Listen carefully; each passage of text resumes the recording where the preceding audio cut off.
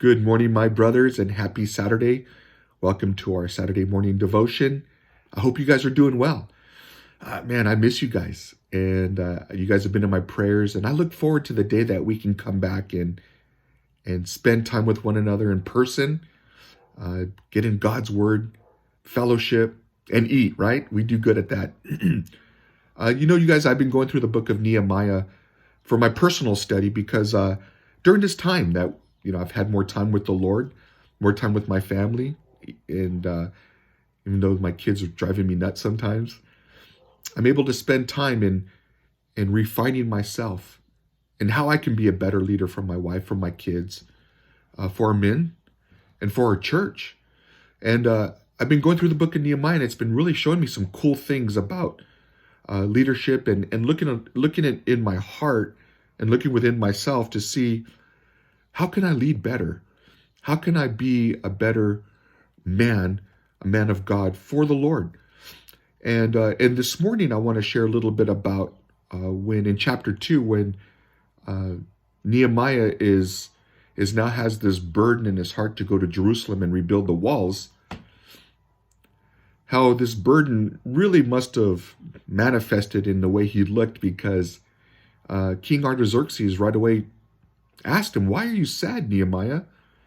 And what that tells me, first of all, is that King Artaxerxes and Nehemiah must have had a good relationship, or a relationship good enough where the king was able to read him really well and see that Nehemiah was bummed out.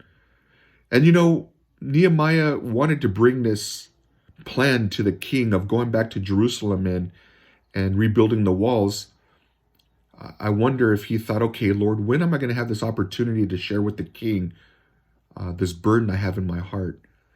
And there came the time when Artaxerxes told him, in verse 2, in chapter 2, when he was in the presence of the king, it says, "Now I have never been sad in the presence of the king." And in verse 2 it says, "Therefore the king said to me, 'Why is your face sad, since you are not sick? This is nothing but sorrow of heart.' So I became dreadfully afraid." Man, the king called him out and said to the king, "May the king live forever. Why should my face not be sad when the city, the place of my father's tombs, lies in waste and the gates are burned with fire?" And in verse 4 it says, "Then the king said to me, 'What do you request?' So I prayed to God of heaven.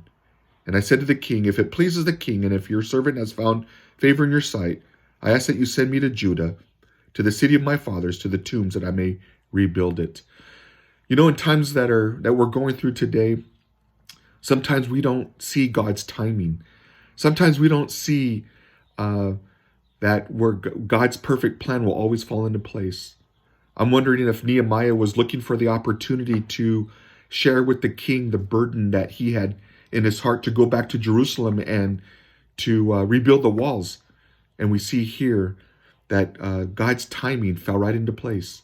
And men, God's timing will fall into place in our lives. We may be going through financial difficulties. We may be going through relational difficulties. We may be going through difficult times in our life. And men, I want to encourage you to stay in prayer about it. Keep spending time in God's word.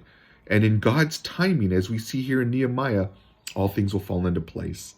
And men, that was encouraging to me, knowing that the things that I'm thinking about, the things that may worry me, God's timing will always fall into place. And when it's of the Lord, it will all fall into place. So brother, stay encouraged. Stay in God's word. Remember, we have our marriage and the family service on tonight. You can go to our Facebook page or YouTube page, Calvary Chapel, Chino Valley. We have our services online tomorrow. And men, stay connected. Invite your friends and family to our online services. Share with your friends and invite your friends and family. Our church is reaching hundreds and thousands of people through this platform. And what's amazing, what the devil had intended for evil, God has made for good. I love you guys. I hope you guys were encouraged by this, and continue to pray for me as I continue to pray for you. I love you guys. God bless you.